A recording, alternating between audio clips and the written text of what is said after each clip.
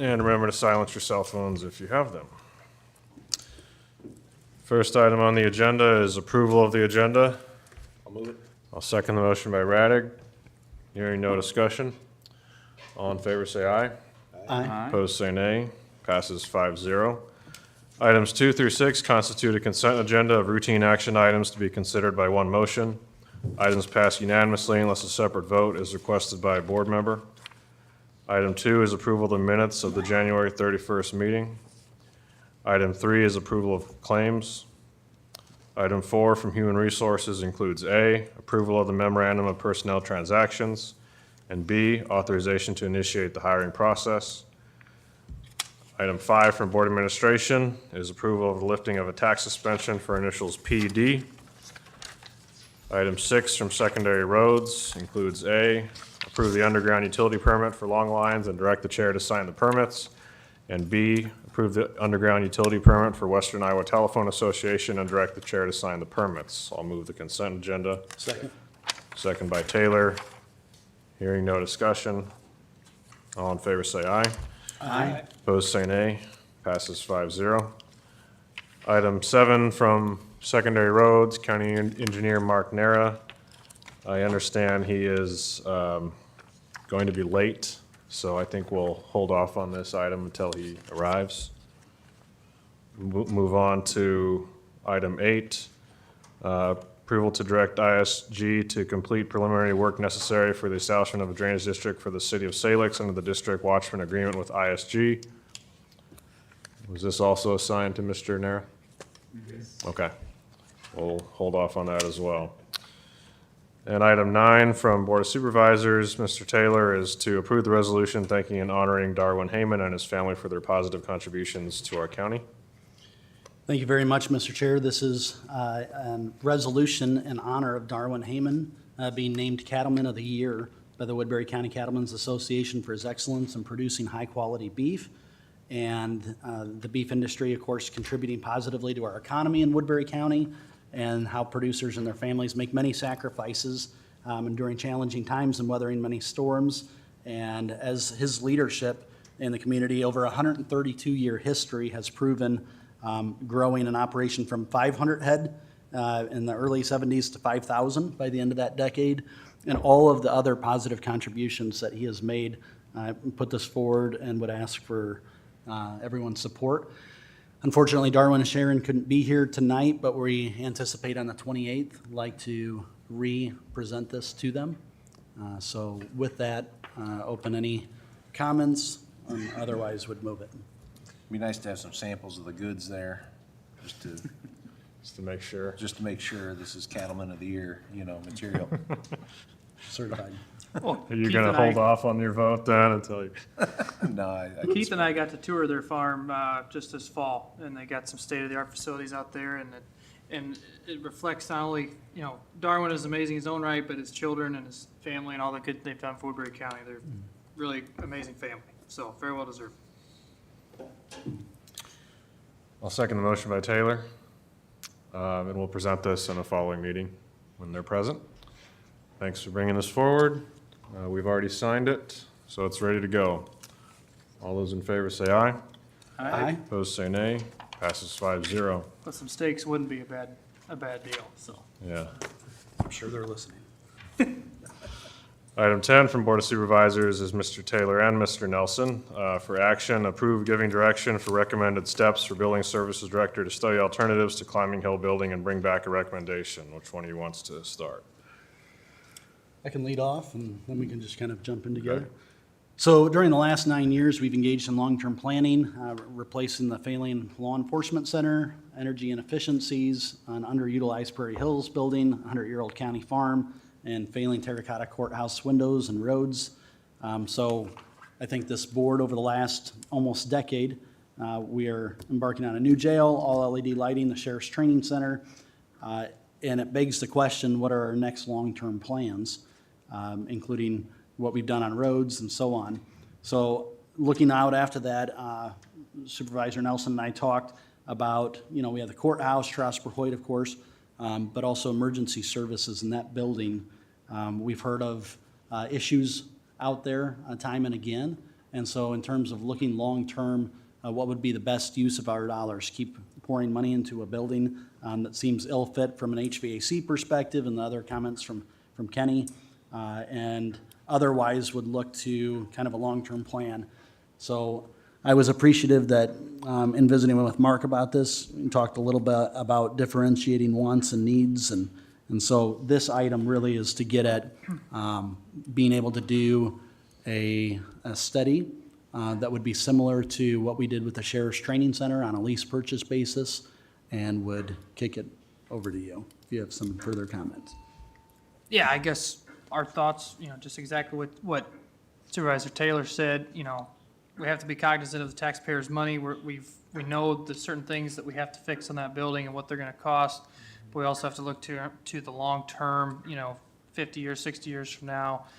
Is that building gonna be efficient? Are we gonna have even more problems? And so are we money ahead to just to start over? And so I think it's a great plan. I know from the rural areas that the emergency management is very important to them, the rural EMTs. Of something that Farm Bureau fought years for, and we're happy to have the rural EMTs, and so we want to make sure that they have good facilities to operate out of, so. So really what this item does is it directs Kenny Schmitz, Building Services Director, to work with the Emergency Services Director for a rough scope of magnitude not to exceed $1.2 million, which of course is our bond threshold. It also would look at differentiating, as Supervisor Nelson identified, what are the wants versus the needs? What would be nice to have versus this is critical, and maybe we could program in 5 or 10 years, this would be something that we could additionally add. And then identifying problems or risks associated with, I understand there's a leach field, and recommendations for the current building as well, whether that's for storage, and come back with an improved plan in 4 to 8 weeks. And my hope would be that we could use a portion of gaming revenue. That's how we paid for the Sheriff's Training Center on a lease purchase basis, so that if we programmatically dedicated, let's say $100,000 a year over 5 years or 10 years, depending on the cost, we could do this and not encumber a greater burden upon taxpayers as well. So that's kind of the rough order of what we're looking to do. So, we had discussed some of this in the past because we looked at tuck pointing on the building, we looked at the HVAC repairs on the building, and all those were $1 million price tags. And I feel like if we were to utilize what's left of it, ARPA after today's actions, we still might be able to build, a building that, ideally we gotta have your office, you gotta have housing pods, you gotta have a common area, you gotta have a meeting room, and what we're gonna build, probably an IT room of some kind as well, and probably some kind of file storage or record storage. So, something like that wouldn't necessarily have to be the most expensive building, but, I trust you to find, what you need out there, and I'll support this.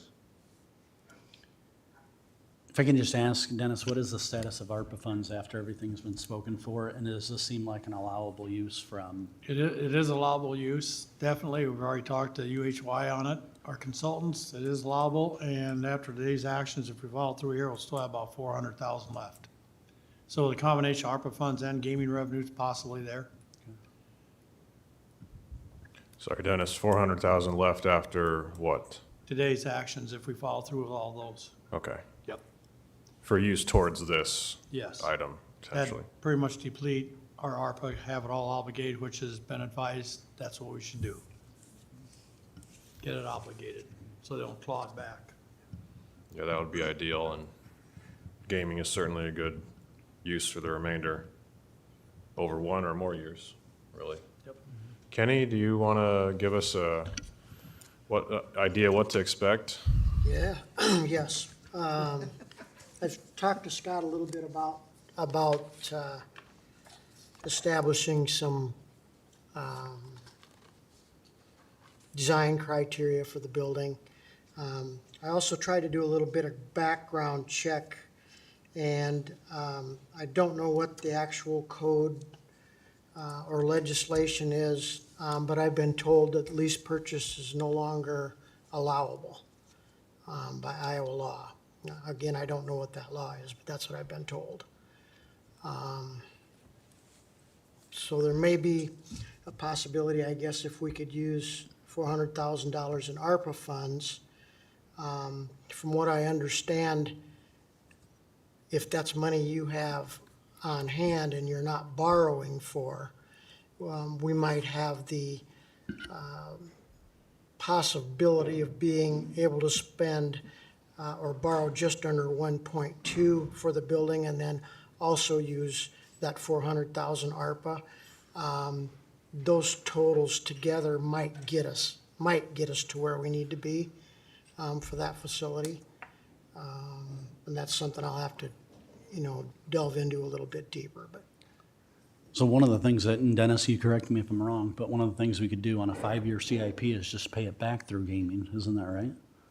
So if we did 5 years at 180,000, I mean, that would be almost, 900. 900 there, or even something a little, or 150,000 and the 400 made up the difference.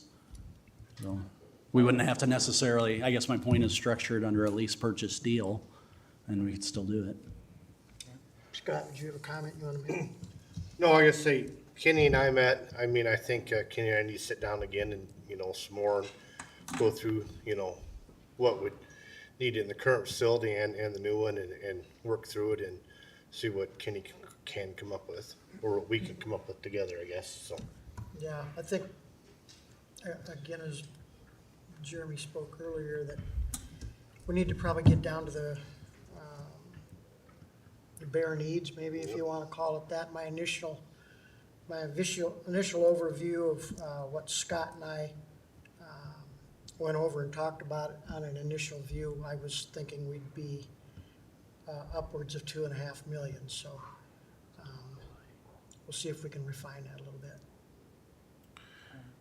Years ago, we did a energy study of buildings, and that's when the Prairie Hills facility was found to be so bad. But I know this one is also bad. How's that changed over the years? Has it gotten worse, or have there been remediation efforts or improvements to the building?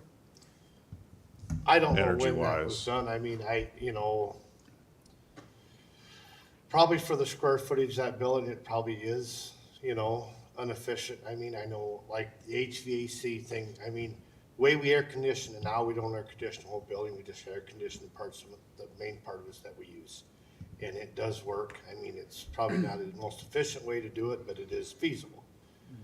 I know when you start dealing with that old building, it'd be hard to put it in. The other side is it something we put a little money into now and work towards doing the new facility? I don't know. Kenny's given me some ideas and kicked around, and it's like, I still haven't figured out ways to make that work, but I'm still working on it. So we'll work through that. As far as energy savings go, I don't know, that's not one of the buildings that building services tracks or pays utilities on. But what I can say to that is, and I don't know what, there could be some possibilities for energy rebates toward a new facility. Anything that we would do to the current facility, in other words, if we wanted to upgrade the HVAC, obviously that isn't cost effective. It also wouldn't be energy effective. In other words, if you're asking me if we upgraded that system, if we'd see savings, my answer would be no. You're going to see an increase in costs. The reason for that is with new codes and so forth, we have a volume of air exchange that you're required to do to provide fresh air in the current facility that he has. We don't have that. It's like operating in a 1960s house where you have a window air conditioner. There's no fresh air exchange. You're simply providing cool air and or warm air. And so there, as far as health-related concerns, you're required by code to get an air exchange. Again, your energy savings or money savings on energy spent kind of go out the door when you do that. So if that helps you understand. as far as like the needs and wants, kind of the reason I threw that in there was just so that we could kind of have some transparency with the taxpayer and with us as the board is what exactly you need. I don't envision anything cheap. We don't want to build a cheap building. We have one across the road. We've already been down that road. But I think if we can really nail down what it is exactly that you need, what would be nice to have, we can look at that price tag of a quality building, and then we can make this long-term plan, which is why we're doing this, to try to figure out, okay, do we have to put some money in now to get us a few more years down the road to where we can afford exactly what we want? That's my thinking. Sure, makes sense. Good. I think it's good direction. Does 4 to 8 weeks seem reasonable? Yes, Okay. And it's everyone understanding of the goal of 1.2 separate from any ARPA funds we can utilize as being something that we'd prefer, but if not, come back and let us know what the options are. Yep. Okay, thank you. Okay. thank you. So with that, I would move giving direction for recommended steps for the building services director to study alternatives to the Climbing Hill building and bring back a recommendation. Second. Motion by Taylor, second by Nelson. Any other discussion? All those in favor say aye. Aye. Opposed say nay. Passes 5-0. Thank you. Item 11, reports on committee meetings. Is, Oh, he has a committee. Okay. Sorry. he'll come soon. Yep. Any committee meetings, reports?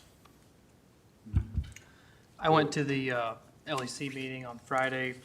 Not much to report there, other than I'm going to get together next week with Ron Wick and hopefully one of the builders for the jail and catch up on the progress there and get brought up to speed on that. So, And thank you for attending those LEC meetings. That was on the committee assignments. I forgot to highlight that, but we will have a board member attending regularly, and that'll be Mr. Nelson giving the board updates, so appreciate that. Any other reports on committee meetings? We had our conference board. Yeah. We approved the contract and budget. We had a conference board meeting. We approved the contract and budget. I went to the Iowa State Association of Counties statewide supervisors conference in Des Moines and went over legislative priorities, which for this session from ISAC's perspective includes emergency medical services. There's kind of a idea that comes back often to allow 2 or more counties to form a coverage area. Less of an issue with our larger operation. Of course, eminent domain is a huge issue. There's a push to amend Chapter 479B to prohibit the use of eminent domain by a carbon sequestration or other hazardous material pipeline company. And then with mental health, we know the yo-yo effect of the reserve levels and requirements. Next year, it's going to be 5% reserve. It was much higher earlier. In previous years, it went 20, 25, all over the place. And so the push is to maybe get that to 15, so there's more of an even keel reduction of reserves on services rather than, as has happened, it seems to happen every 3 or 4 years, just a mad dash to spend funds and then get them from some other source. And then zoning commission, board of adjustment, legislation. Some other counties, I think, have a more difficult time than we do filling those spots because of a law requiring the majority of the members to reside in the unincorporated area of the county. Obviously, the talk of the day was about the legislation that's being fast-tracked to address the mix-up, the mistake from the state on the tax rollback, and that obviously passed the Senate a day before the meeting, and everyone's scrambling to get that done. I don't see there's any way around it in their mind. I heard that there was an amendment to backfill counties, and I think Dennis had conversation with now State Senator DeWitt as being, was he the only vote to support the backfill as part of the amendment process? Yes, he's the Okay. only Republican who voted backfill. Well, kudos to Mr. DeWitt for voting to backfill the counties for the state's mistake. Saw him as well, and he said to tell you guys hi, and he misses it on the board. But he seems happy, so. Hearing no other committee meetings. Item 12 is citizen concerns. Yes. First one to the mic. Building Services Director, I just wanted to give you, the board, a quick update on Trosper Hoyt.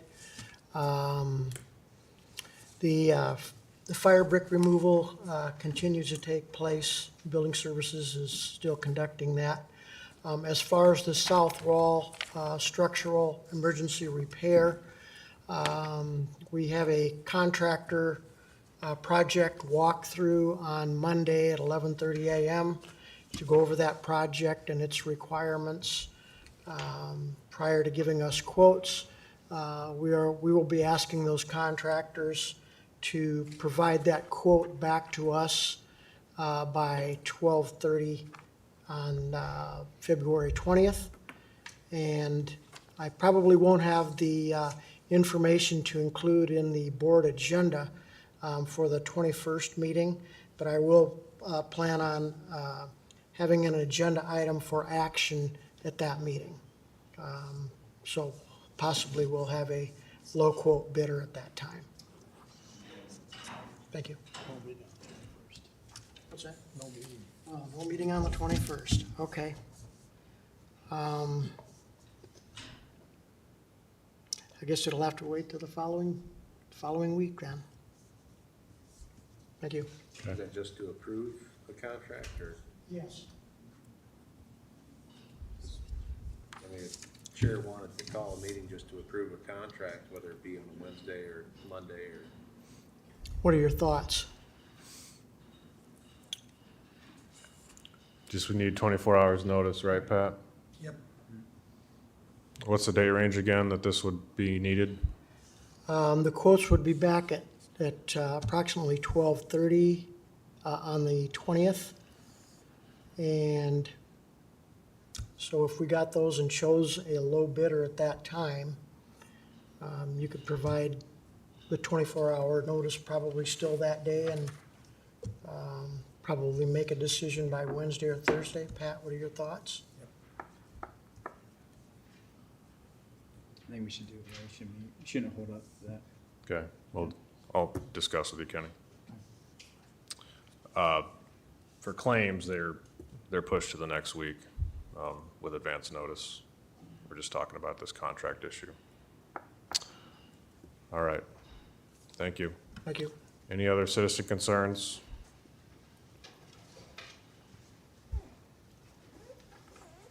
Hey everyone, I'm Kevin Nelson, the mayor of Salix. I know some of you are meeting for the first time. This is in reference to number 8 on your agenda.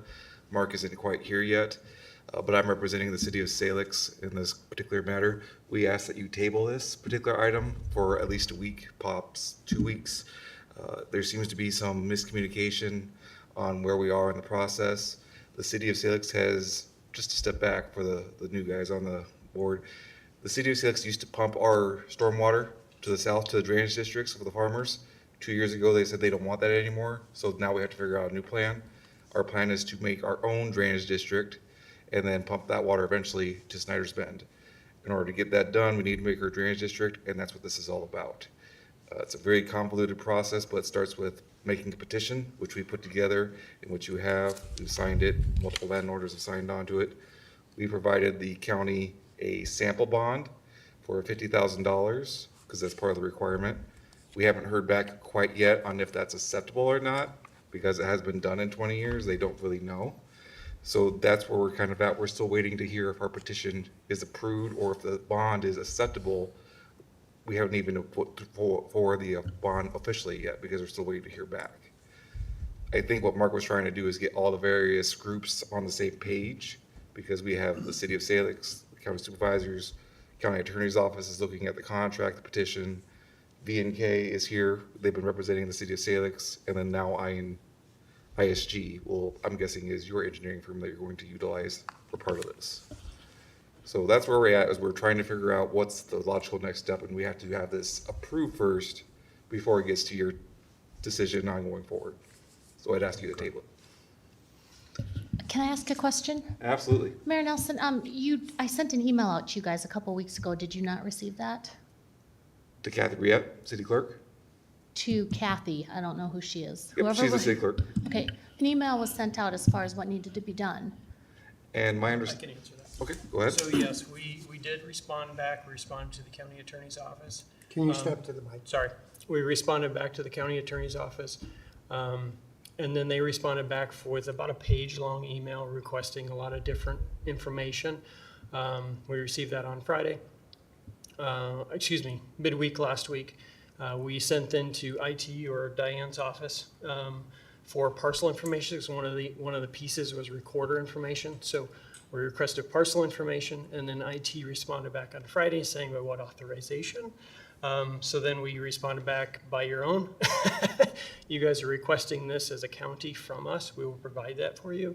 And so now we're waiting for IT to receive authorization to give parcel data to Eastern and Kim so we can finalize the map in the petition. And in fairness, I felt we helped draft the petition. I felt that petition was fulfilled and met the requirements of Iowa Code 468, but this hasn't been done. New drainage districts are rare. I think 20 years in the state of Iowa. So we're doing something in full disclosure. This isn't something you do every week, like a consent agenda, every meeting. This is something that's, yes, it's codified, and in 1900 to 1920, this was done almost like a consent agenda, but those days have long since passed. And so there's a little bit of questions, I think, in everyone of how do we exactly make sure we check every box. I think that's why Pat forwarded to the county attorney's office first. I was like, okay, what am I doing? How do we proceed? And we even have a sample bond in there because there was questions on what type of bond, because there's many types of bonds. And code just says bond. It doesn't say, performance payment bond or a maintenance bond or, those types of, so those are questions. But right now we're kind of basically within this courthouse, I would say for the last 6 weeks, it just isn't progressing. And so in fairness to Mark, I'm grateful that Mark put it on the agenda. I don't personally agree with bringing ISG in.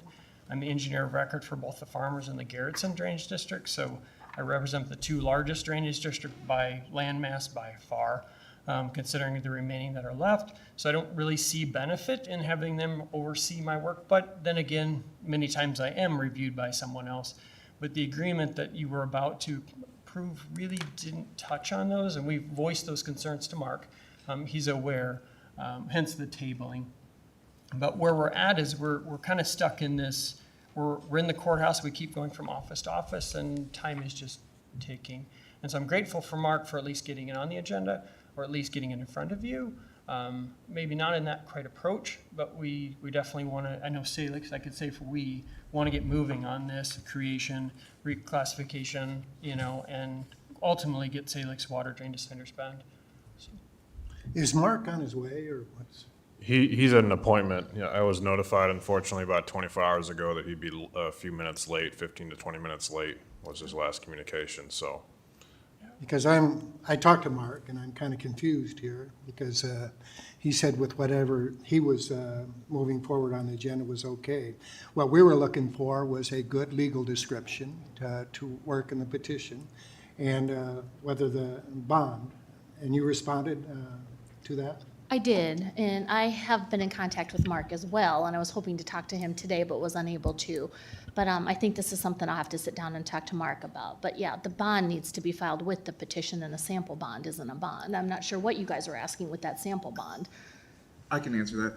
We didn't know exactly what kind of bond was needed for this. We provided a surety bond and provided a sample, like, okay, is this sufficient for what you need? Because we really don't know.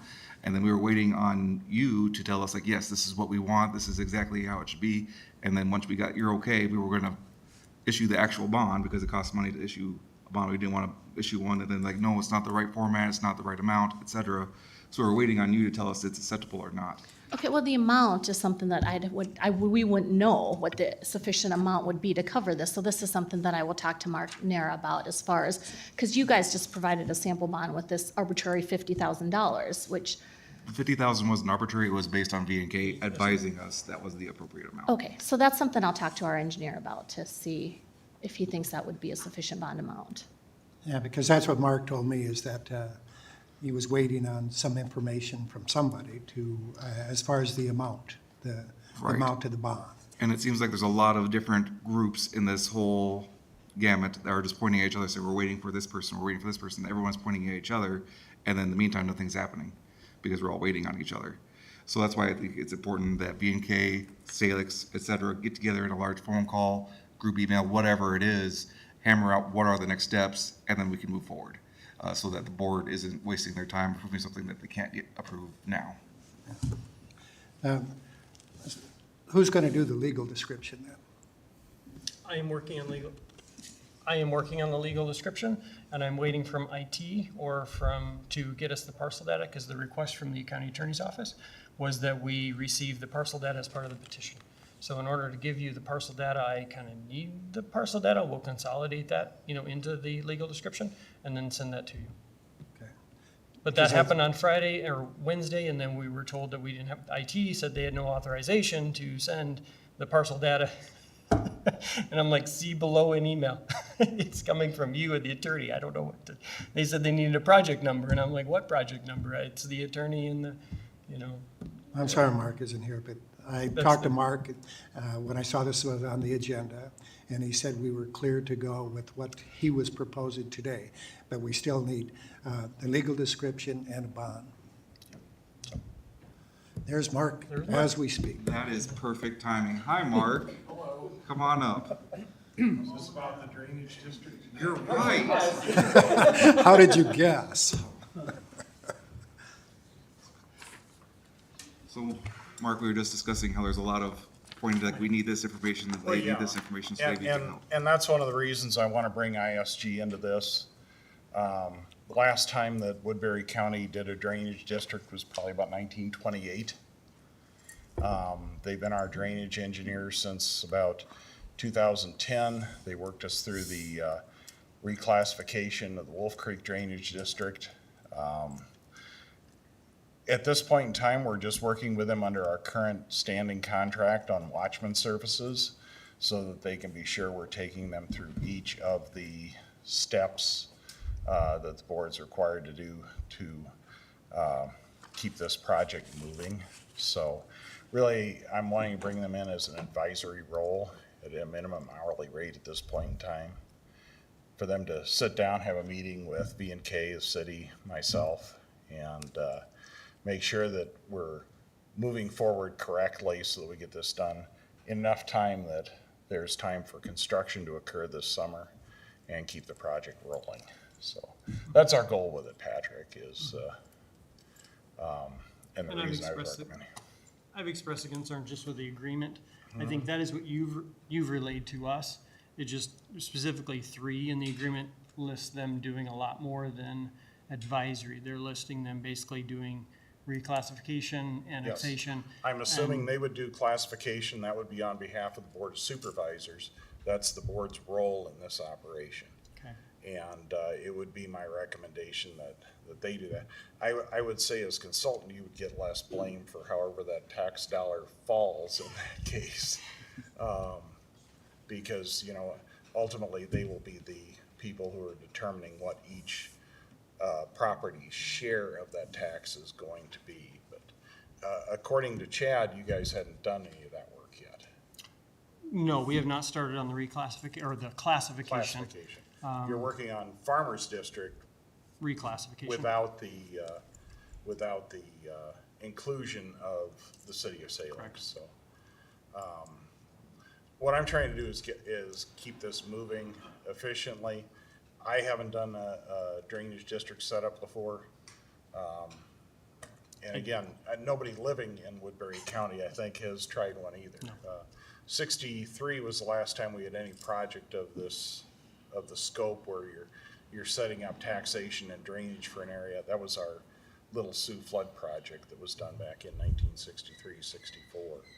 And that's as close as this county has come to doing anything of this nature in a very long time. I didn't realize until Heather sent the letter to me that the petition had been filed.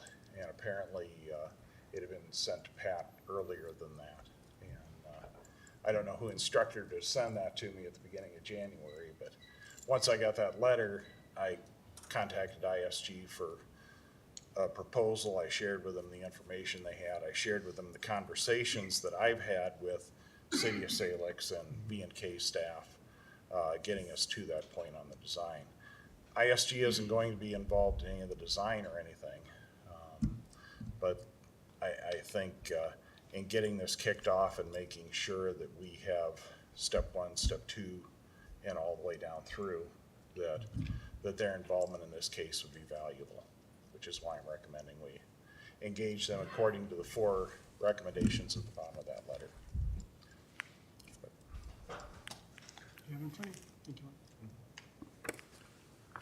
So I'm just making sure that I understand what's being asked of us at this point and trying to take these disparate entities. I understand on VNK's part the bit of heartburn in terms of having ISG, if I'm accurately stating that, but I want to make sure that Salix is comfortable as well, just because you obviously missed a little bit of the kind of the intro and some of the concerns that were shared. So if we go forward, I just want to know what we're doing as a board in passing a motion, that it's not something that's being objected to and that we're fairly hearing both sides. So that we've been asked, Mark, to table this.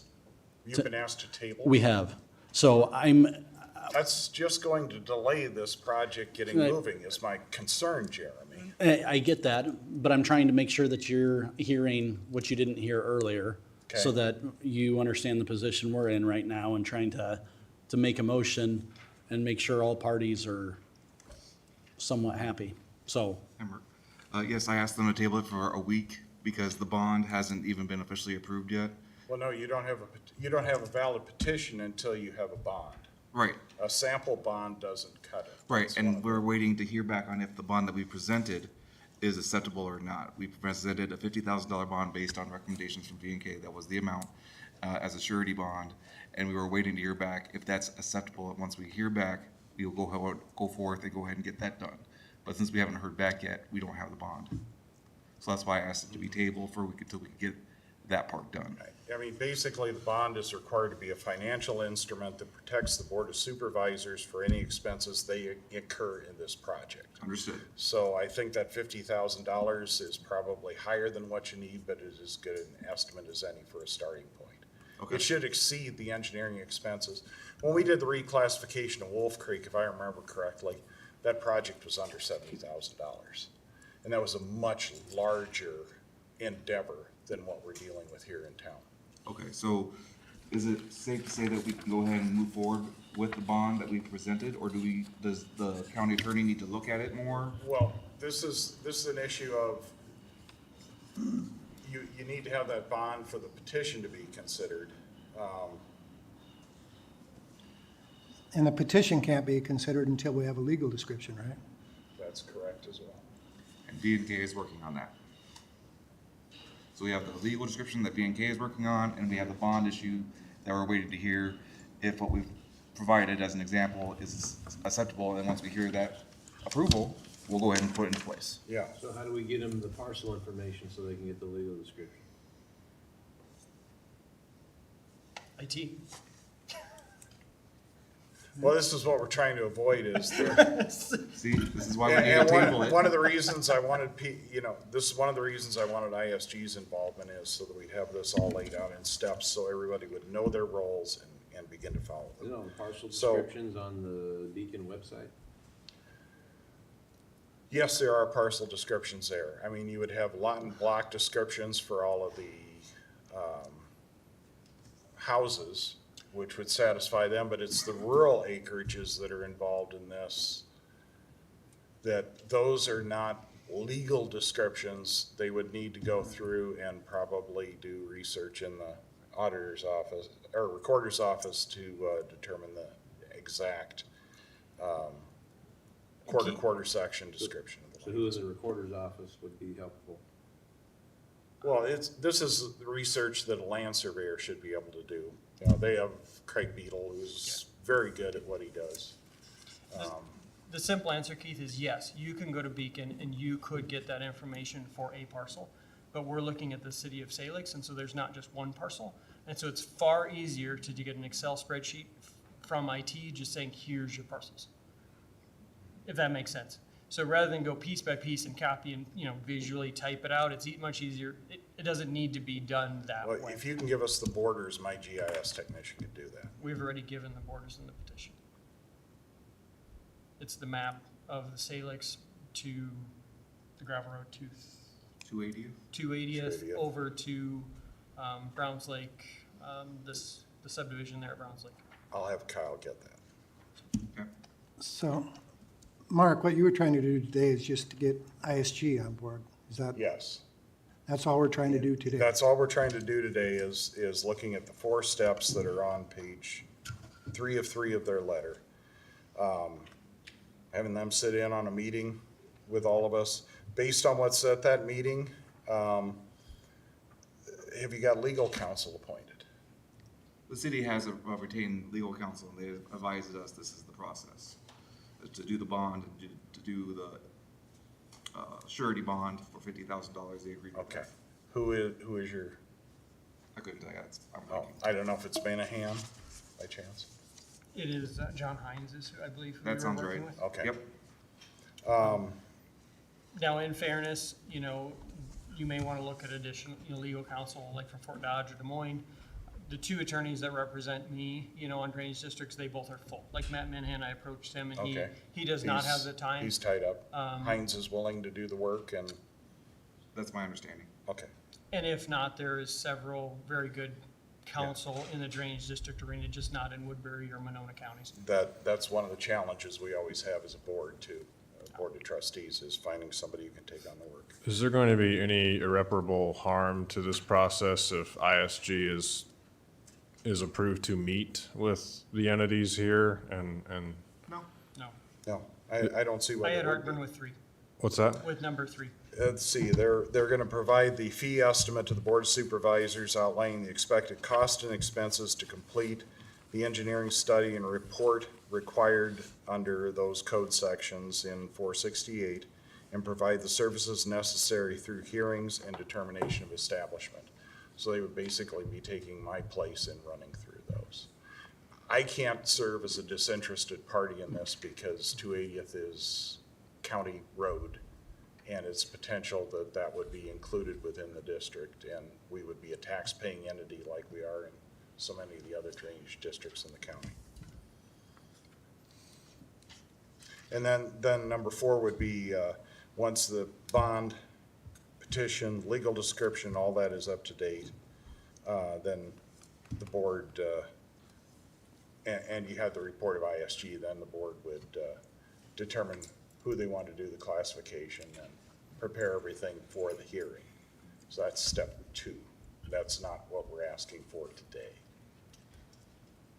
I'd say 3 is negotiable, we can do that. We're not creating a new contract or anything with them.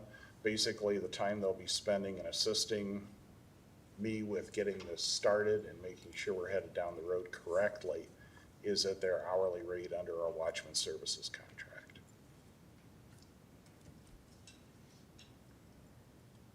So you're saying preliminary work may not include number 3?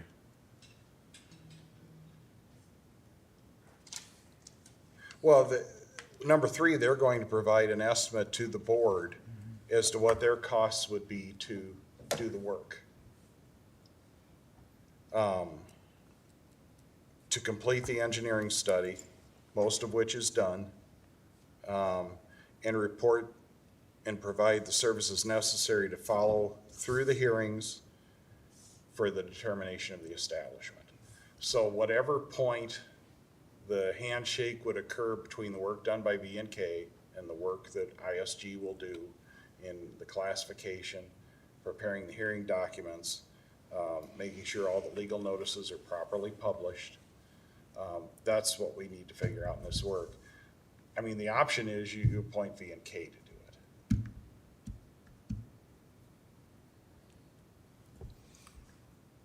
And do you have heartburn over that, or you would recommend ISG because there's some sort of arm's length? I'm not into Well, drainage, so I'm not sure. When it how comes this down to works. the issue of classification and taxation, I see some advantages to using ISG. I guess I have a comfort level with them and their expertise on doing drainage district work. We have a long relationship with them as a board of supervisors that predates pretty much everybody sitting on the board right now. They've taken on difficult projects for us in the past and done a good job with it. This is not something we've hired V&K for in the past, although V&K has done good work for us as well in other engineering areas, and particularly in land surveying. They're a first call for us.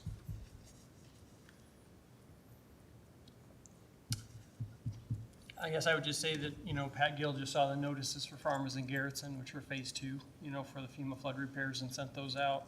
You know, so that's a bordering district. We're doing a reclassification for the farmers drainage district now, which is 40-some thousand acres. So that's your largest district in the county. So I feel very comfortable with the work with providing Salix. I don't feel this is my first stab, if you will, at doing this. This is my first of creating a new drainage district, but I would even argue it's the first for ISG too.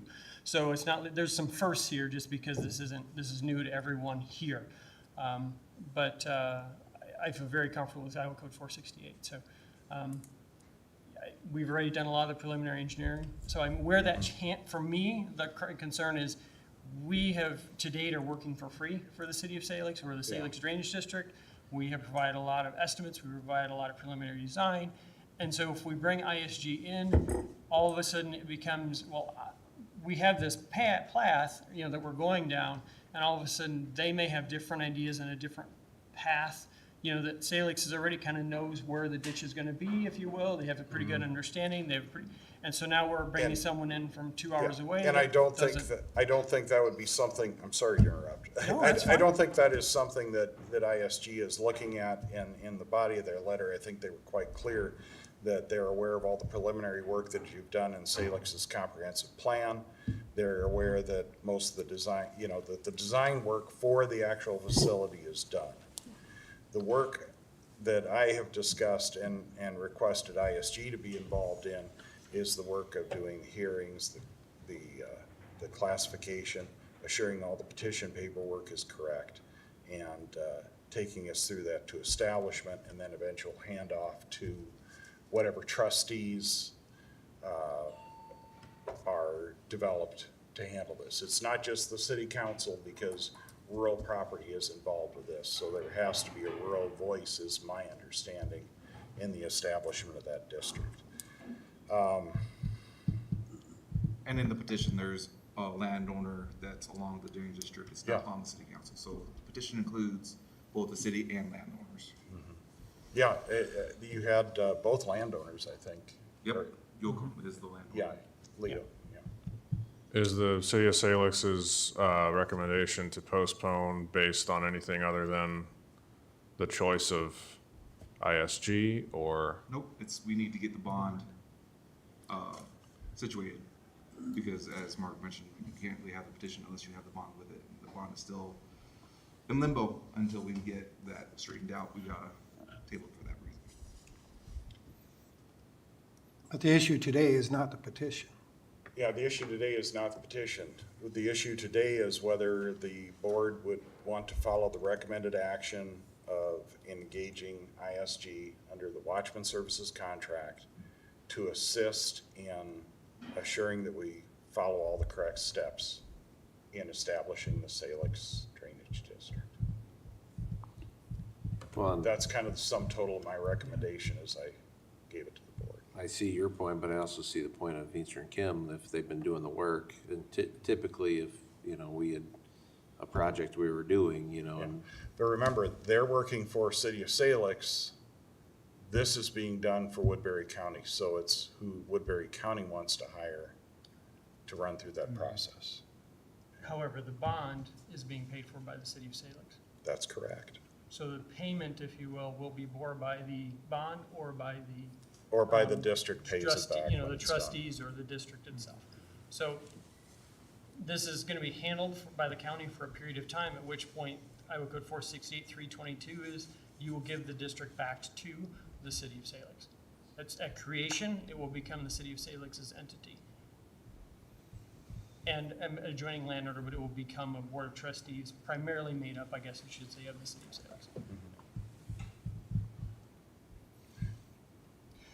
You know, I Clear as mud? I understand, but I mean, this is why this process, I think, is dragged for a couple of months, and, you know, my effort was to try and bring some clarity to it, work with, our drainage engineer to move it forward. If we wanna forego that and, utilize V&K as long as we're following the path of the code. I wasn't trying to step on anybody's toes. It was a matter of, from our preliminary meetings with Chad, this is the first time I've seen Patrick at one of the meetings for Salix, but we met in what, October? It's been a while. Yeah, it's been several months, and I've been wondering where this was coming, and then Heather sent me a copy of the letter. When I saw that we weren't following all the steps and wanting, you know, this not being within my level of expertise or experience, I went to our drainage district engineer to get some assistance. It wasn't an attempt to take work from V&K, but, you know, again, it was working with the folks that we've been utilizing.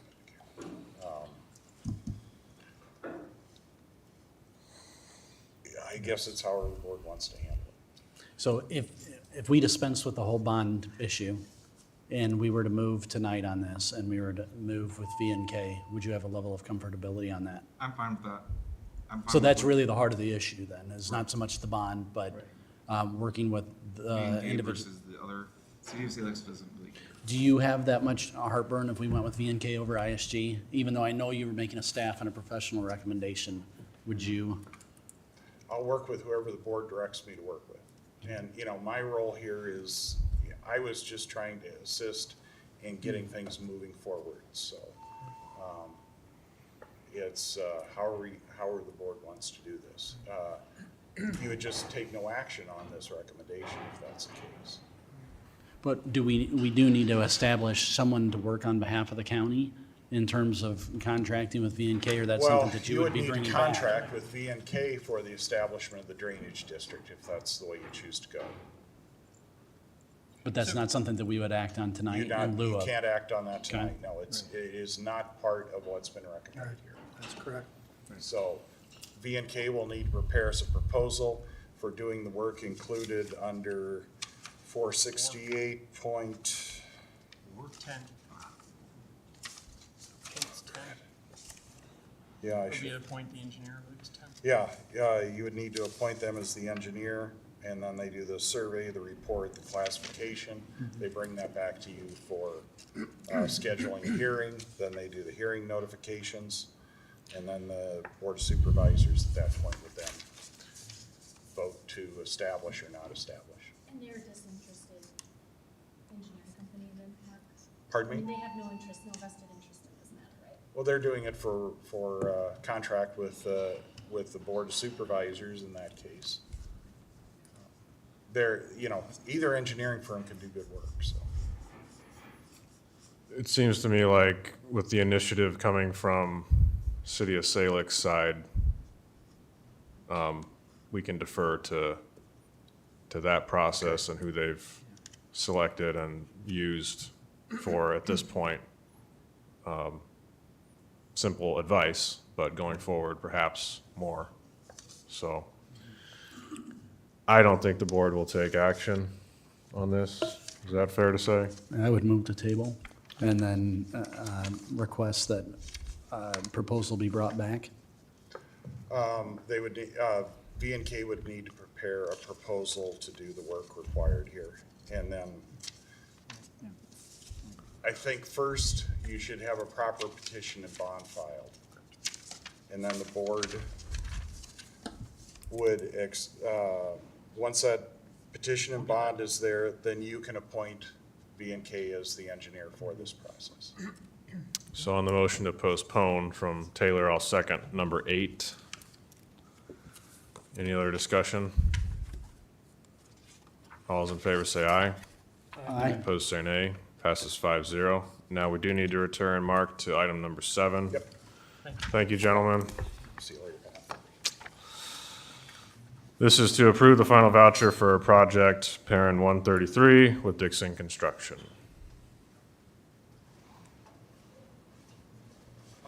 This is part of the final paperwork process with Project Perrin 133. I'm trying to find where Ben put it. We require the board approve the project and direct the chair to sign the final voucher.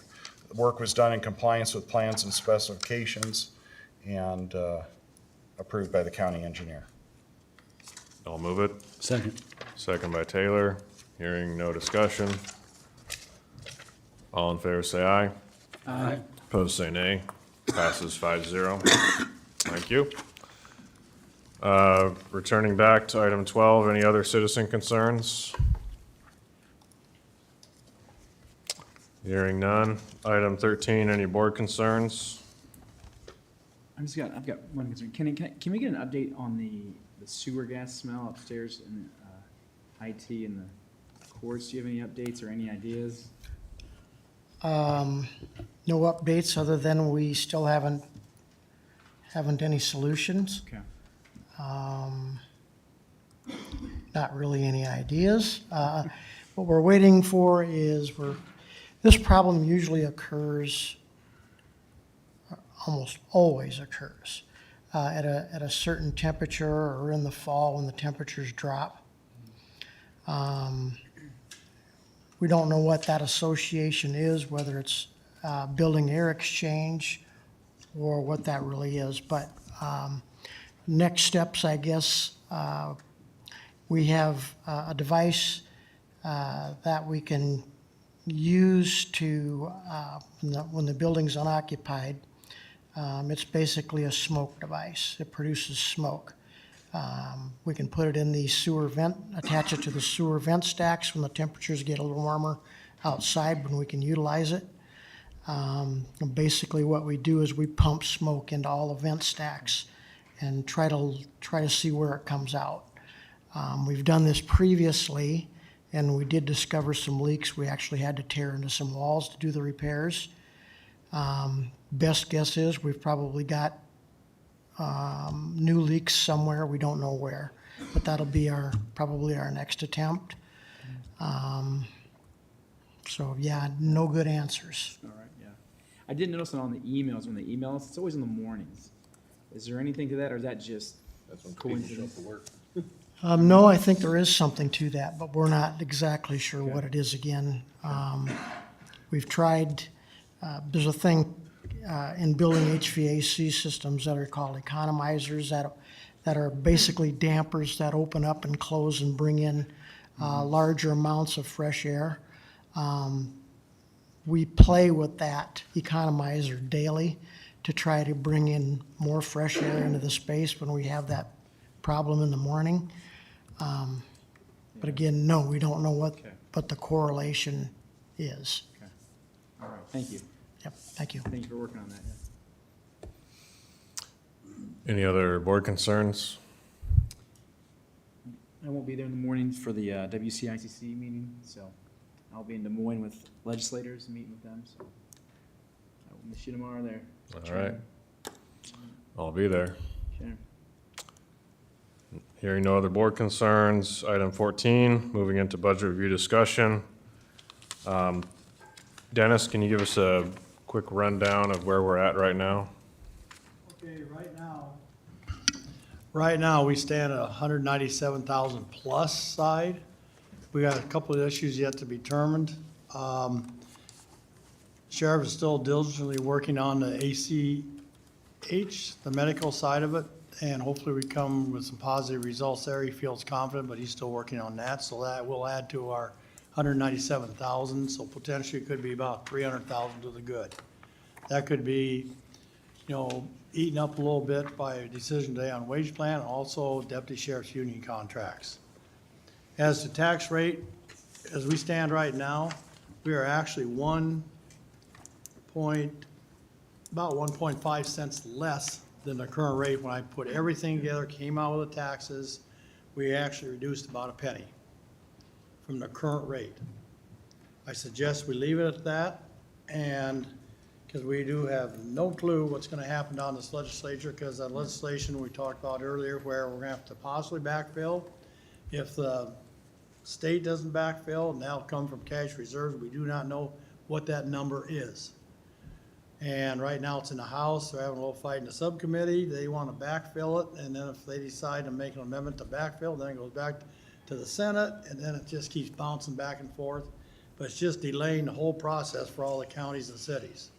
I feel comfortable going with whatever happens down there is gonna happen. I feel comfortable going forward with our tax rate as it is, our tax asking, and we can still go ahead with our March 7th maximum tax asking, and we always reduce it. And also with our public hearing on the 28th. There's talk of, amending that to April 30th, but I see no reason to even go any further than the 28th to get this done. Okay. Yes. So I'm gonna ask you 4 questions. Yep. You said we're 197,000 to the good. To the good. Does that include, I'm gonna give you 4 things. Does that include any wage plan increases? That's today. Okay, so that includes something that was a placeholder, is that correct? Yeah, we have Okay. 3%. Okay. That's fine, you can say. Yeah, we have 3% plugged in, so whatever we do today will be additional, if there is additional. Okay. That'll come out of that 197.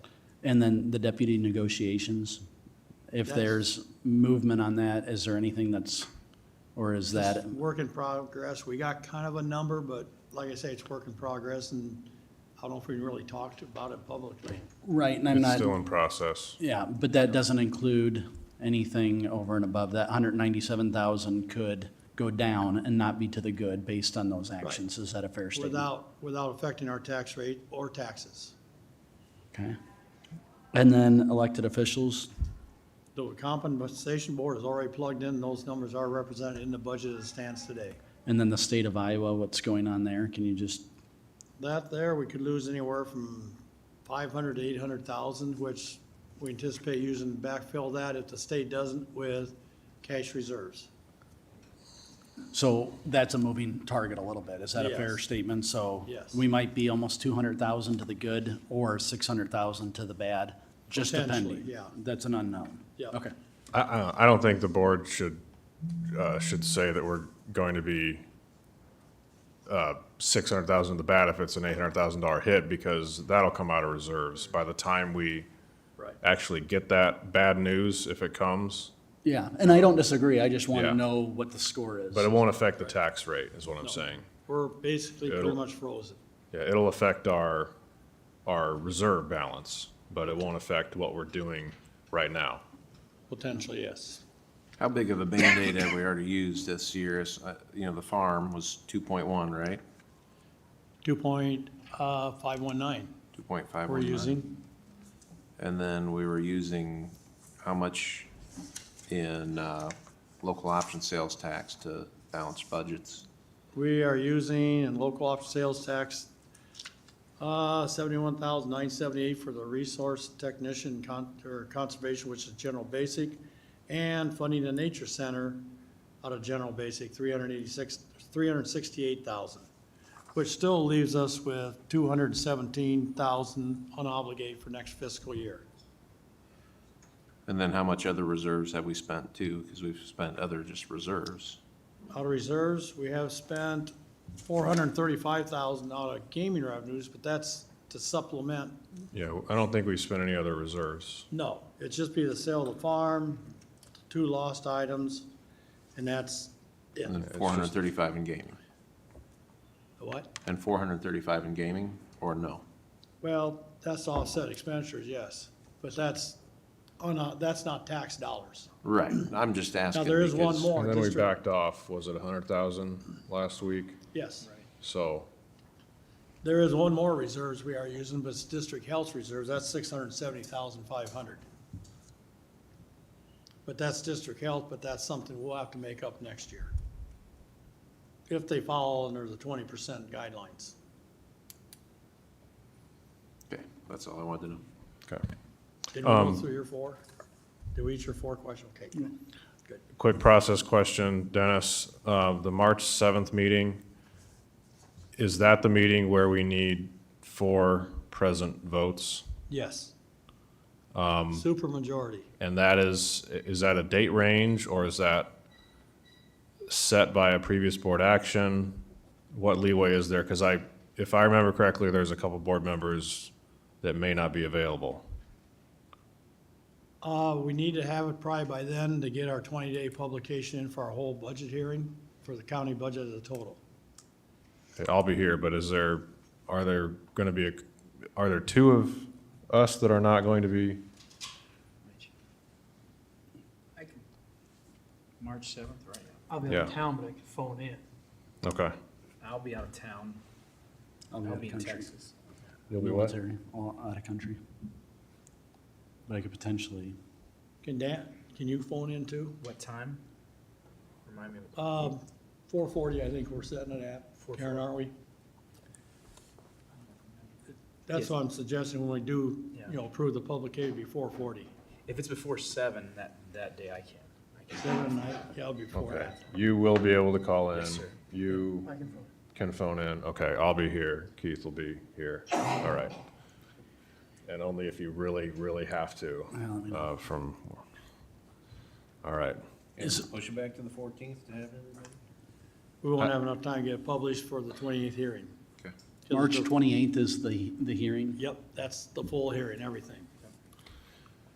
And Pat, we can hold a meeting with 2 present and 2 on the phone, correct?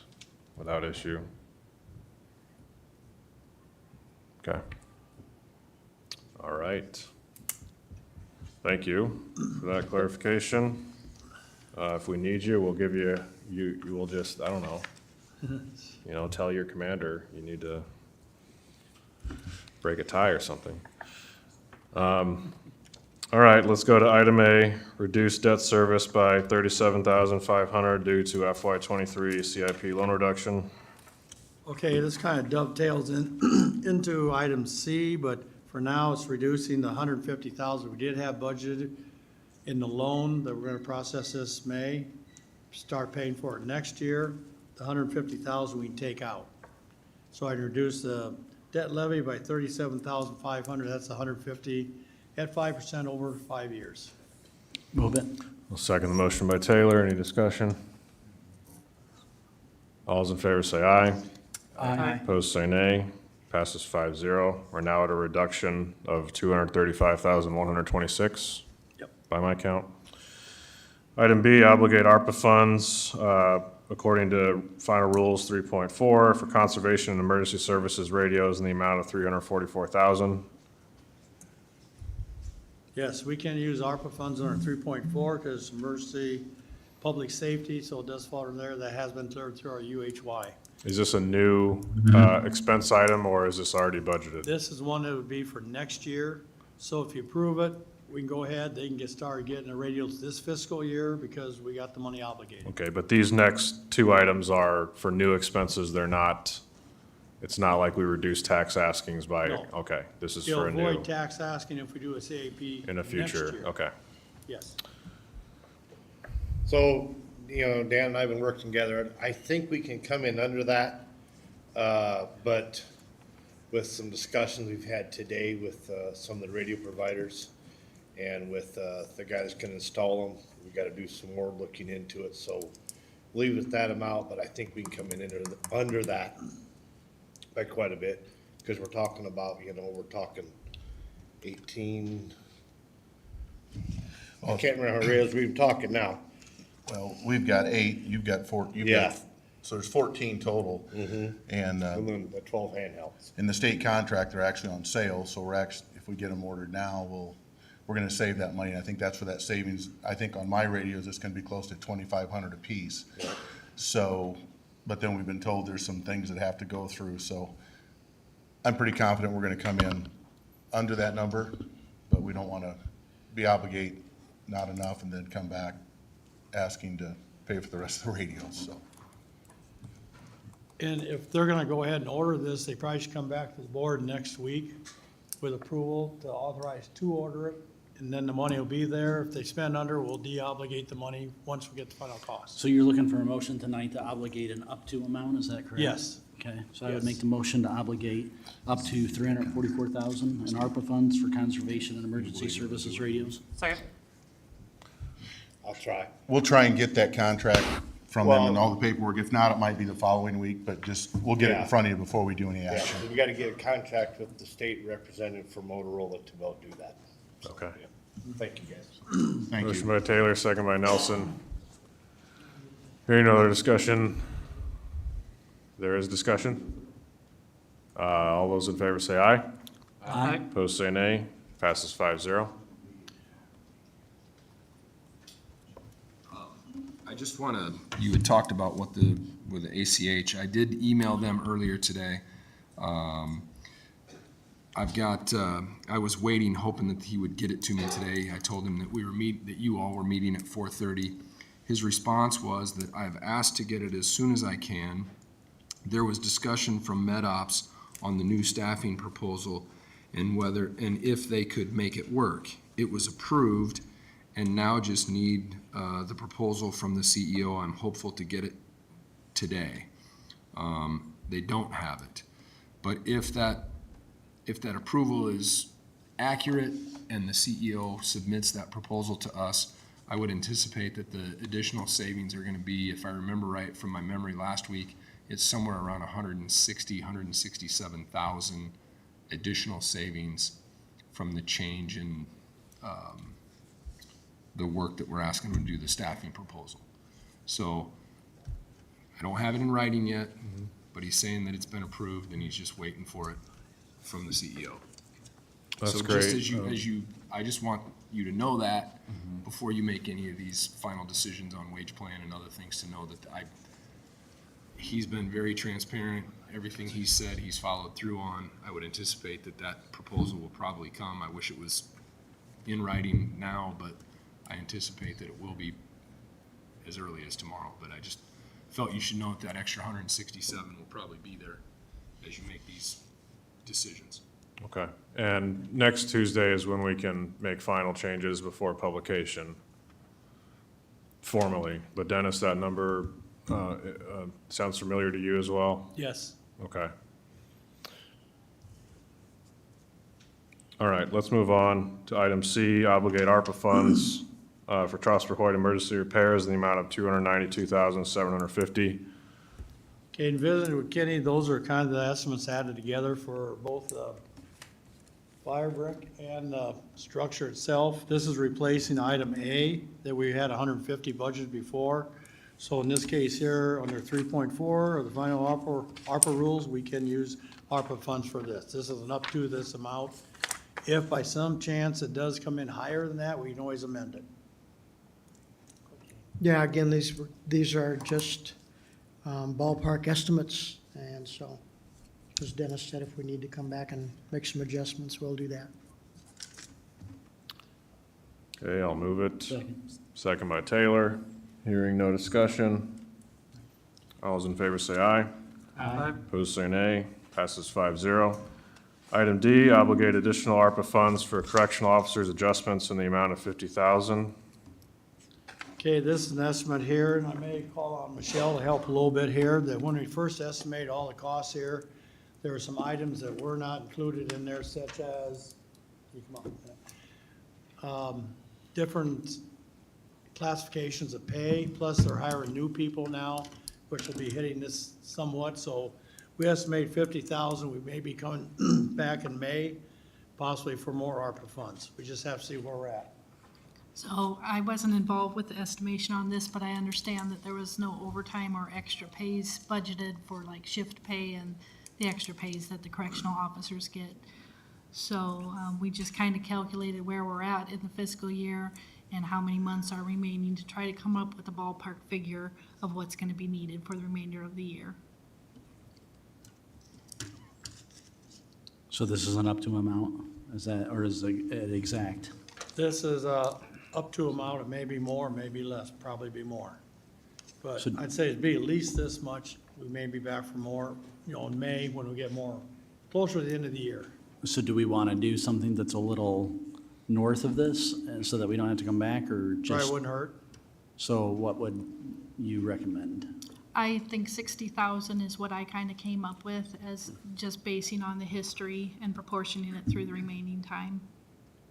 So I would move to obligate additional ARPA funds for up to $60,000 for correctional officers adjustments. I'll second the motion by Taylor. Any discussion? All those in favor say aye. Aye. Opposed say nay. Passes 5-0. So after we've gone through, let's just a recap of how much ARPA funds are left. We have $404,752 left. Now, this number may be low because if you remember, we are taking the furniture equipment away. We're funding the furniture equipment over on the county side instead of the authority. That possibly could free up $941,000 on that side. If it comes back, it'll be under the standard deduction, which we can use that money for anything. But that could be something down the road if we find out emergency services where we may have additional funds, say in September, October. I don't know how fast this will happen. There's potential of money getting back into the fund. Okay. All right, moving on to item E. This is discussion and action on wage plan employees concerning the FY24 budget. Just to introduce the discussion for the board, Dennis has provided us with percentages for the last 10 fiscal years that the board has approved.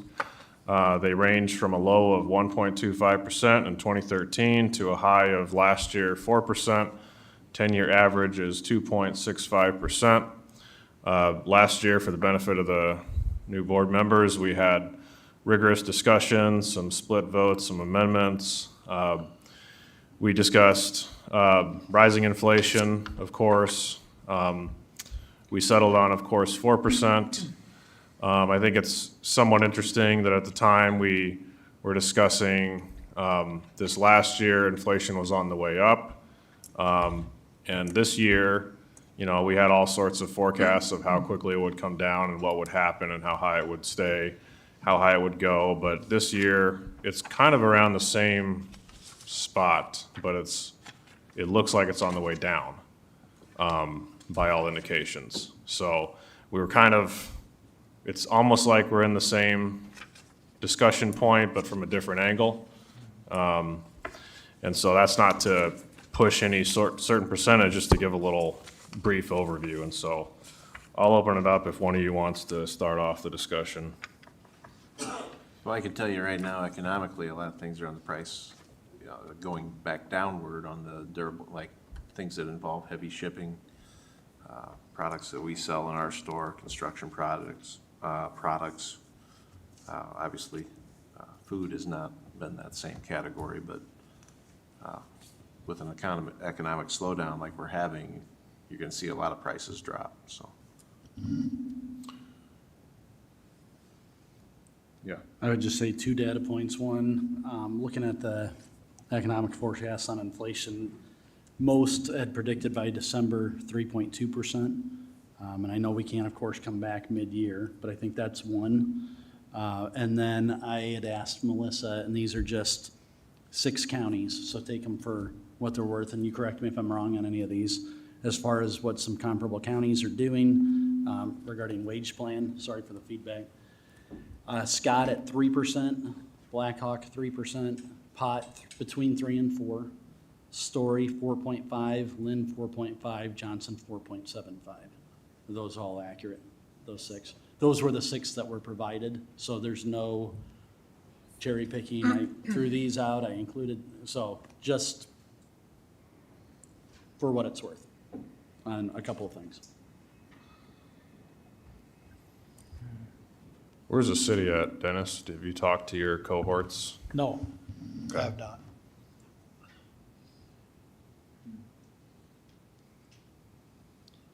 Melissa, do you have anything to add on the numbers that Jeremy mentioned, or do you have any other information for us? Maybe you could start off just for the benefit of all of us, how many are, impacted by this? How many employees? Sure, so, I would estimate 40 employees possibly, if that many. How many do you think, Michelle? Just the number of wage plan. We're talking about the entire conservation department, which would be hourly and salaried, all of the salaried department heads and kind of the assistants of them. And then there's a few hourly individuals just across the county that follow the wage plan. Two, maybe three of them that are one in the board, one in secondary roads, and Sure.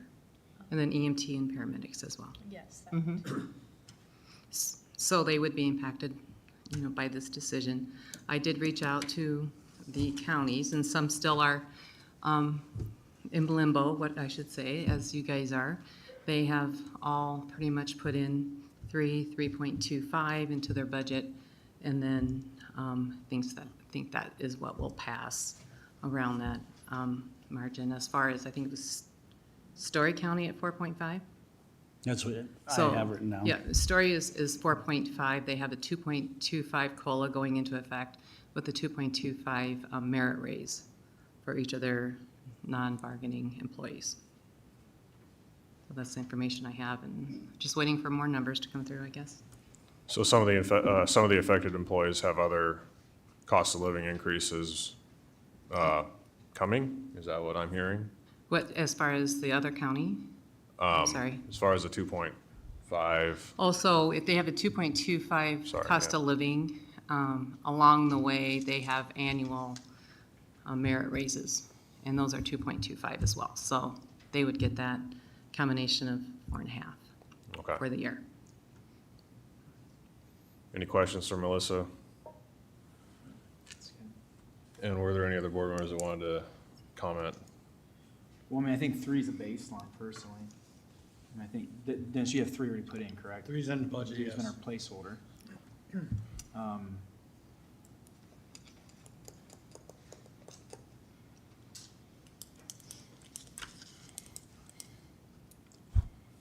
Personally, I would want to be 3.5 or less myself, so that's Okay. where I'm at. Mr. Nelson, or were you finished? What, no, go ahead. I'll come back. Yeah, go ahead. I'll come back. I tend to agree a little bit with Keith. I think some of this stuff is starting to settle down. I guess I would probably be in that 3.5 to 4% range if I had to put something out there. Dan Heisel Conservation, our district had met, and I know some of the counties around Woodbury County. I know Plymouth County acted on 6.5% for their elected officials. This I got from their director, and 4.5% for themselves as supervisors. I think Palo Alto County was a straight 5% across the board. BV County was anywhere from 7 to 10%. I know Conservation was looking at 10, and the supervisors had left that in there at that time. And I hadn't get anything back from the other counties, but they said they were looking at a range from 7 to 9%. And that's in our area. Are you talking about elected officials? 'Cause you I'm started talking off- about wage plan and elected. Okay. So the supervisors for, what was I say, Palo Alto County? No, for Palo Alto County was straight 5% across the board. And then Plymouth County gave 6.5% to elected, 4.5 for themselves. And the rest of them were gonna look at 7%. And they were bouncing between 6.5 to 7%. Sorry, when you say themselves, who is The themselves? supervisors, I'm sorry. Okay, we're talking Supervisors about gave- wage plan here. Wage and- plan, but and- just to show what's Yeah. going on around us, some of the ones I heard Melissa talk, they're to the East Coast, they're not in our area. And this just kind of puts it in our district, is what we're hearing. Okay. So, just information I thought you'd want to hear.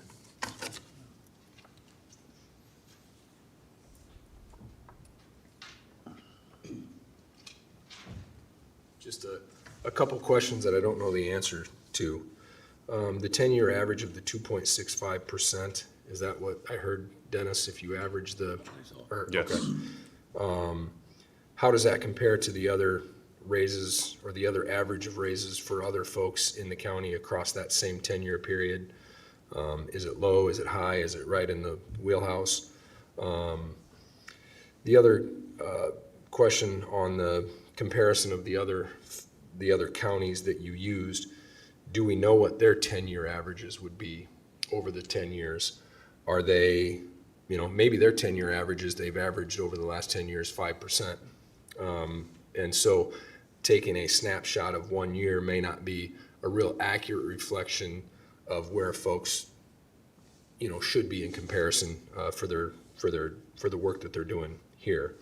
And then the other thing is, where do those folks in comparison to the jobs of the wage plan folks here in Woodbury County, where do their salaries, where are they at in comparison? For example, a 3% raise for a jail administrator, I'm completely making this number up, so bear with me. In Scott County, that jail administrator might be making $120,000, and a 3% raise is certainly more than a 3% raise than what Captain Harlow would be getting at a lower wage. So I don't know the answers to these questions. I just ask them just for thoughtfulness of the board in consideration when you set the whatever percentage that is. And I know when I talked to Dennis had a dollar amount for what each percentage would equal, correct? Above the 3%, you have. Correct. It's around like $40,000 between general basic, general sup, rural basic, and emergency paramedics. Combined? Yes. So I just ask you to consider those would be questions that I would have if I was in your shoes, and just ask you to maybe consider some of those things as you look at it. This is what the meeting's about. Anyone wants to bring up any more information, this is the time. So, I'll give you some information again from the private sector that, as a person in management, when you have a meeting and you have discussions on what to expect for this year, one thing you're going to start to expect in the private sector, at least in the meetings I had, some of them today, is that some of your full-time are going to go down to 32 hours a week, and they're going to lose benefits, and we're reducing people as well. So that's, just one business in town. I'm not going to answer for all of them, but like I said, when there's an economic slowdown, things happen. The rest of the county is going to have different effects going on where they're going to lose jobs. And if you're giving out 4 or 5% raises, they're going to see that and remember it, just so you know.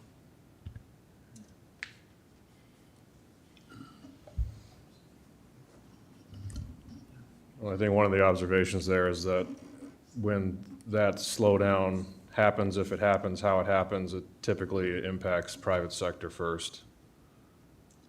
Dennis? I'd just like comment a little bit. Last year, the wage plan ended up with 4%. Social Security got 8.7%. So when you're looking to the future, why didn't the wage plan get 8.7% last year instead of 4? Now you want to look at this year and give, say, 3.5, but you're saying inflation could go down by the end of the year. We aren't talking the same wavelength here. 1 minute we're talking about 4% last year when inflation was 8.7 or higher. This year, you're thinking inflation may go down, so let's drop the wage plan again down to 3.5. We lost double what we gained last year on inflation. Yeah, we had to make that up. We didn't get the $1,000 bonus that the board approved for all the other union people. We haven't had a base increase in our wages like a lot of the unions have gotten. And it's just things that wage plan are your directors, your management people, basically. And I think they deserve more than 3.5%. Yeah, we can say inflation may go down to 3.5 or 4%. Who knows? Who knew it was going to go to 8.7 when you gave 4% to the wage plan then, last year? So I'd hate to, err on the low side, and then inflation takes off, because this whole economy is a mess. And who knows where it's going? So why should the wage plan, because they're in management, things like that, take the hit when possibly, what are the deputy sheriffs going to get this year? I mean, what's everybody going to get? Why does the wage plan fall back a little bit, I guess? It's 4% last year, it should have been 5 or 6%. To be realistic, and that's still short of what Social Security recipients, who are, aren't wealthy people. but they got 8.7, we got 4. So what about, when do we ever make up for the wage plan people, or don't we? That's all I got. I would say making up for, there's a lot of feedback. Can you guys, you're all off. There we go. I would say HR amending the ranges, we bring in a wage study. That's how we address wage plan, just to answer the brass tacks of the question. We do need to clarify, though, the $1,000 you mentioned, Dennis, that wasn't like an above and beyond for union versus wage plan. That was to bring union folks up to the level of the wage plan raise. So just to clarify, you know, it's not like you didn't get that for any reason that you're falling behind. That was how they got up to your level, so to speak. Okay, but they also got base increases too throughout the year through ARPA funds. Well, we're talking kind of two different things. We're talking kind of, you know, we got step increases and different things like that that you're probably referencing, and that's point well taken.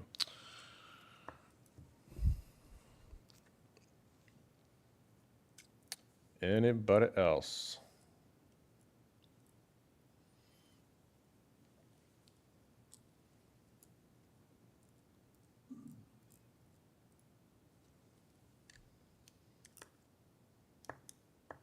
How many, maybe a question that's helpful is, and Melissa, sorry I didn't ask you this before, but, you know, we're talking about how 3% or whatever percent impacts, you know, is a bigger dollar amount, obviously, for someone that's more highly compensated. For wage plan generally, is their median income, is it below union? Is it in line? Are these, you know, I know there's supervisors in the mix, so it may be skewed, but does that make sense? Well, a few of the wage plan actually do follow the union contract that are non-bargaining. So, and I would say as far as the rest of the directors, you know, obviously, you know, they're gonna be higher than the other union workers. Is that what you're asking a little bit here? The other major portion would be the emergency services, which I believe they just got a ARPA raise Mm-hmm. previously this year, so. It's kind of a hard question to ask, because you're kind Mm-hmm. of weighing out management, you know, against union employees, so. Okay. Kenny? Just a couple of quick comments that I think might help clarify some things. In that wage plan, there is as Melissa said, there is a mix of people. There are department heads, and then there are supervisors that are under those department heads. Both of those categories tend to follow the union wage plan for the most part as far as percentage increases go. But there is a distinguishment between the supervisors and the department heads. That being, the supervisors have an opportunity for merit increases or a path for merit increases, and the department heads do not. So unless a department head would come to the board and ask for an additional increase, they wouldn't get that. There's no mechanism for that. And the board's first response to a request like that probably would be to Dennis, saying, well, is there money in the budget for that? Or has that been budgeted for? The first answer is going to be, no, it's not budgeted for, because typically, again, it follows what the ironclad percentage is. So the step increases that he's referring to are, for example, there's a juvenile detention director. It would be his assistant directors that are on the path for the step increases until, for 6 years. I do believe the lieutenants are on that, from the jail are on that step increase. You have 2 other employees that are on that step increase. So those are on a range. I just want to make sure, so that the public is aware, there is a mechanism, and it's been utilized 4 times that I can recall for those in this room, when we've looked out across the state and said, look, this person has requested that we take another look, and sometimes that percentage increase has been 5, 7, 9, 12%. So I just want to make sure that I do think that the board has looked, I can remember on a memorandum of personnel transactions in the last 2 meetings. I can remember 3 other times for individuals here today. So I just want to make sure that we also know that there are mechanisms where I believe this board has tried to be fair. So it's just one comment I would make. Melissa, are we facing vacancy issues in any of the wage plan positions to be aware of?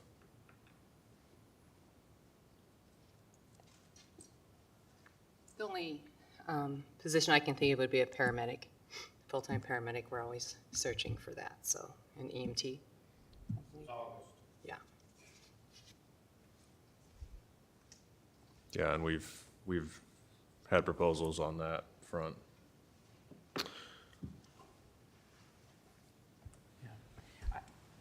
I understand some goods are coming down, but I think overall, if you look at the overall, there's 2 different things. There's the market and there's the economy. Market, of course, your investments, your long-term, planning. Then there's the local economy. I think some things are coming down, but I don't think they're coming down at the rate of what we're seeing. I do agree. I think some of the economy, it's a cat of bags. Or right now, it's just it's crazy.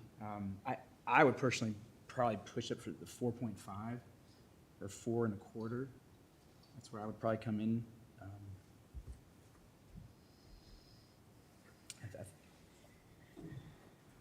I mean, it's 40 employees, correct? Melissa, right, so 40 employees. I think it's a smaller rate. If we go a little higher, it's not gonna, I think, push us into a tax rate, higher tax rate or anything like that. That's where I would fall. I'd fall at 4.5. At least there.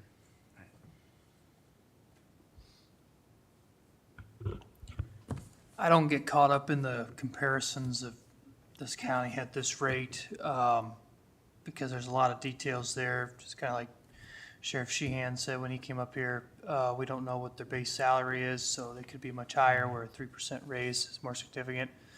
Also, you have to look at cost of living. I think someone said Story County, you can live in rural Woodbury County much, much cheaper than you can live in Ames. And so I have a lot of friends and family that work in private sector as well, so you kind of have to gauge off of what they're doing and what they can afford to do. And so that's what I'm looking at. I'm not too hung up on the comparisons as far as what other people are doing, because there's a lot of factors there. But I do look at what private sector is doing locally right here in the county and kind of use that to assess my judgment, so.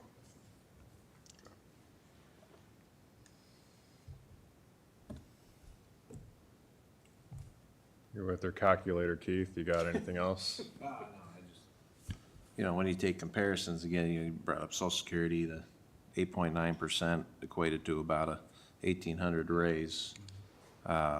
If you made 45,000 last year and you got the 4% last year, that was an 1,800 raise. So it was technically the same number again. Personally, like I said, I'm going to be at 3.5. So I'd be curious to see where we got a few ranges from a few others. Seems like the high suggested has been 4.5, the low is 3.5. So wherever you guys come in, I think maybe swings whatever direction we're going. And of course, this is an executive decision, not a decision of everybody in the room here. Of course, I can understand why everybody wants to have input, so.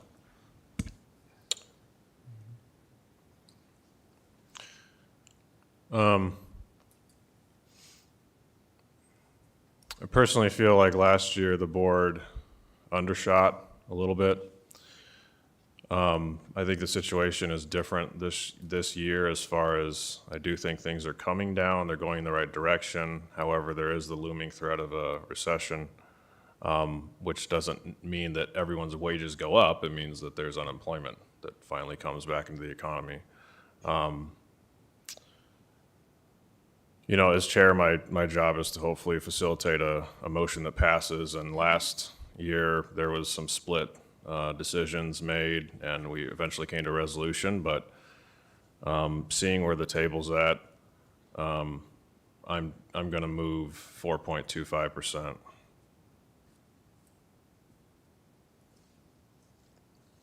I'd second that. Second by Bittinger. Do we have any discussion?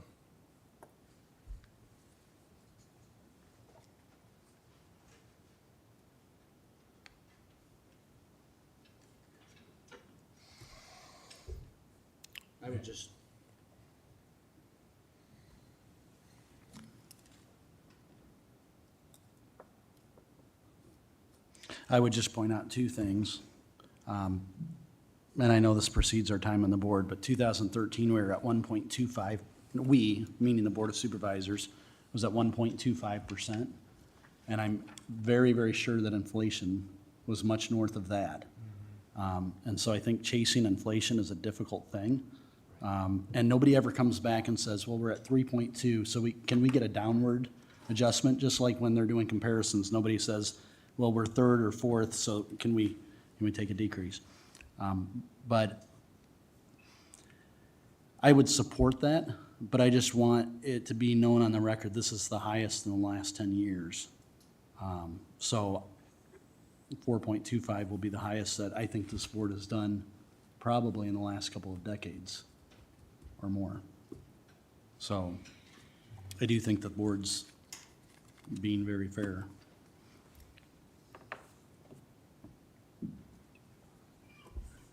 Appreciate those comments. Anyone else? We want to request the roll call, or are we okay with a voice vote? I'd like a roll. Okay. Mr. Auditor, please call the roll. Bittinger. Aye. Pardon? Aye. Nelson. Aye. Aye. Whoops, sorry. That's all right. It wasn't a secret. Taylor. Aye. Raddick. No. Passes 4-1, Raddick opposed. Item F, overall review and action on any budget items included in the FY24 budget. Okay, I have one addition here. I have one addition here, and it's called the Comm Center. They finally got settled on their final budget, and they need an extra $6,072 in their line item budget that we allocate. The reason is they lost a tower they were collecting rent from, so they had to make adjustments. So we need to increase the Comm Center budget by $6,072. From any source of funds? Well, it comes from, it's not gonna affect our tax rating, because we froze that. So it'll just come from the money we have left over now. And move it. I'll second the motion by Taylor. Is there any chance that they could rent that space out yet in this calendar year, or what are they thinking? That I don't know, Mark, on that. Okay, that's fine. Yep. Any other discussion? All in favor say aye. Aye. Opposed say nay. Passes 5-0. Anything else, Dennis? Did you want to change the allocation from gaming revenue? To make up for the 37,500? Right, we're gaining 37.5. If we reduce the allocation of gaming, that gives more money left in gaming. It'll keep us status quo. Yes. I'll move to reduce the gaming allocation by 37,500. Second. Second by Taylor. Any discussion? All in favor say aye. Aye. Opposed say nay. Passes 5-0. Do you have a current update on what we've used from gaming with that put back in? With that put back in, we will have still unobligated then. No, what we've used of Oh, what we gaming have towards tax reduction. Yes, I have that here. Well, gaming, the only thing we used was the 435, but we're gonna reduce that down to 400. That's the only thing we're using gaming for, to help with taxes. Okay, so about 400.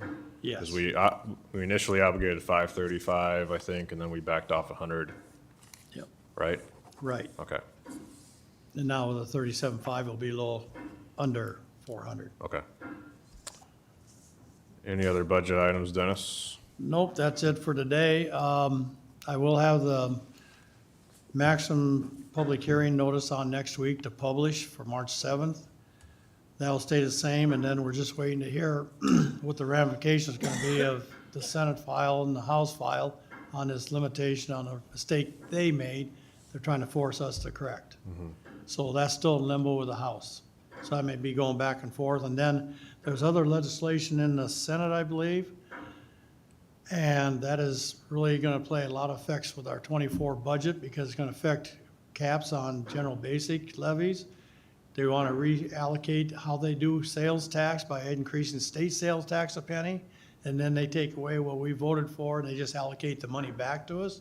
And if you didn't vote for it in the first place, you'll still get some sales tax money back. So there's a lot of things. They sent out, ISAC sent out a deal out today. I'll forward to all of you. So you can get a handle on it a little bit. I did call the State Department of Management. They looked at the bill and they just shake their heads because they don't even understand what's going on. But this will affect us next year, starting July 1st of '24, for the 24-25 budget. So that's up in the air. That's down the road. What's going to affect us now is this, but it is a benefit to the residential multi-dwelling land or homeowners because it'll reduce their taxes about 1.84 with the rollback drop. So we got to do it. It's just who takes responsibility and they don't want to take any. Okay. Any other budget items from the board or anybody?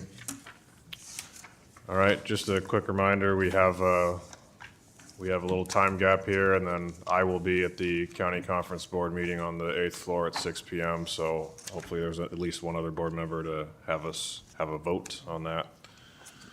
Okay. All right, thank you. Yes, Just a Dennis. reminder, the Thursday night Farm Bureau meeting. Yes, Thursday night, we've posted it, but we may not have a majority there, so, but Thursday night. You're familiar with the Farm Bureau, aren't you, Mr. Nelson? Yep. Okay, you know where that is, all right. Anyone else for the good of the cause? Huh? Can I come, Mark? Sure. Okay. I feel like Casey's Pizza, I'd love to have you. We are adjourned.